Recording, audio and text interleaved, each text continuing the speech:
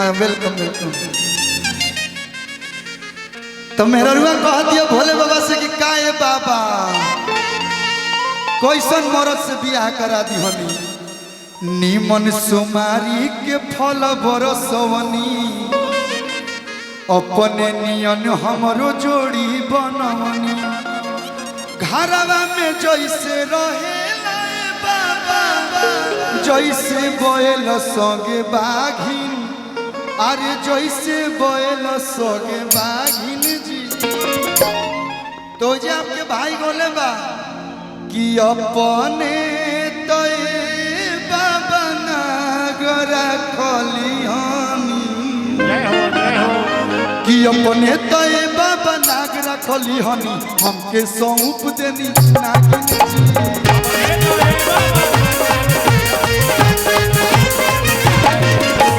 अपने तो बाबा नागरा खलिहानी हमके सौंप देनी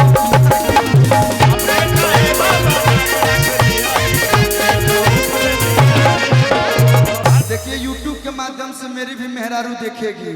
हम उसको नहीं गा रहे हैं, मेरे मेहरारू एकदम सीधी गाए हैं। हाँ हम अपना ई गाना है मेरा कि अपने तो बाबा नागरा खलिहानी के सौंप देनी नागिन।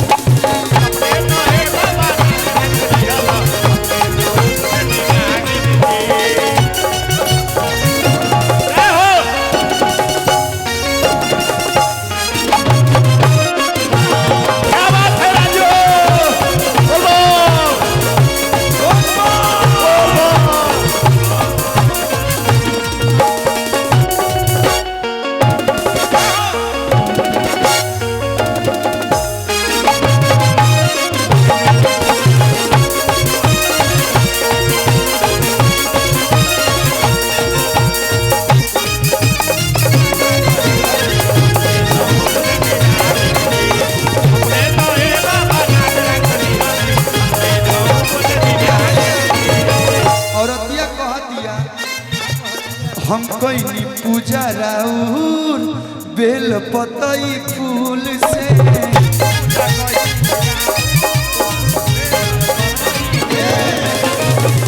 कि लिख दी हनी भंगिया बाबा काहे तीर सूल से। तो लइको कहते कि बाबा इहो कम नहीं खे आजकल मेहरारू के उससे कम बड़ी सजी। दो चार गो न्यूज देख के तो बड़ी हमारा डर लागत कहीं बहरियों भीतर घूमे मेरा कि हंसे तो लागे हंसे तो डसे लागे बिया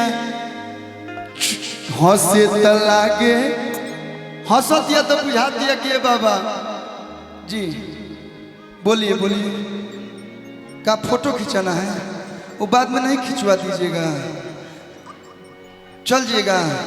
देखिए बीच में नहीं जाना चाहिए बाप में। अच्छा बच्चा है तब ठीक है बच्चा के नाम पे हम आ सकते हैं।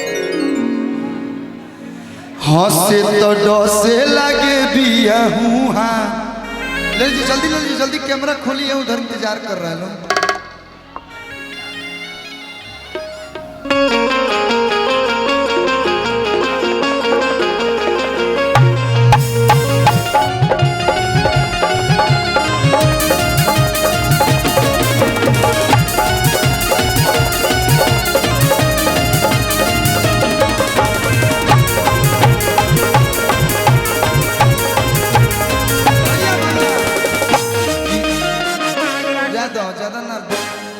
आप लोग भी यहाँ पे सेवे में आते हैं ज्यादा काहे बजाते हैं।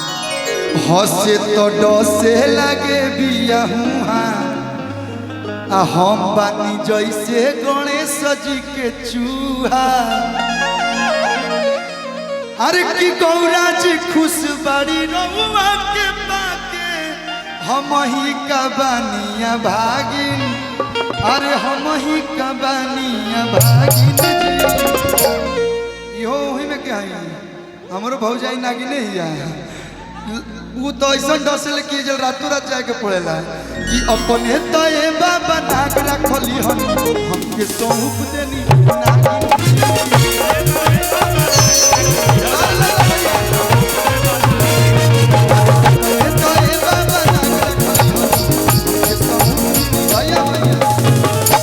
कि कि नाचो भोला के भगतो नगीन जैसन